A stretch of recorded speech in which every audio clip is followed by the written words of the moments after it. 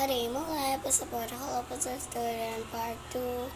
So, ang tagal ko rin kasi po hindi nakapag-vlog sa una kong account.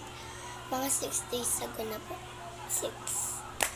Hindi ko alam kasi parang nabusy ako noon. Parang nag-swimming kami, nag-banding kami, nanood kami, ganun. Mas ako naman, kasi may inaasikaso po ako. Inaasikaso ko po yung sa akin sa school. Yung mga, wala na po ang pasok ha. Sa school ko kasi tumakbo po ako. Para call officer sa school na pang lahat talaga siya. So, ayun na nga po. Busy talaga po kasi sa Brigada Eskwela. Sa Brigada Eskwela, kasama po ako maglinis doon. And, talaga pa naman po doon mga maid. Pero pinag-uusapan na namin kung anong gagawin. Tapos gumawa kami ng grupo. Sinabi ng teacher namin kung anong section kami. Kung ano ko. Basta marami pa po siya. Kaya hindi po ako doon nakapag-vlog.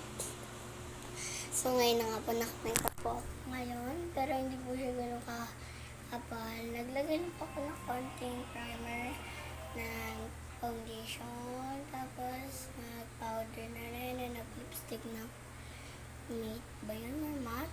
Ha? Guys, napansin nyo, pagka-yellow kapag kinasay. Pero wala yung ano yun lang. Red filter. Red filter yun yung try na sa pinaka phone. Or phone ng papa ko. So, yun nga po. Updated ko na lang po kasi mag-partner na po. Mag-partner na po. Or gusto nyo po mag-tiktok po tayo. Di po mamaya. Akin na. Smash Public. So, yun na nga po, may pupuntahan na naman po tayo. So, pupunta sa bahay. O, yun, sa bahay tayo pupunta. Okay, papush.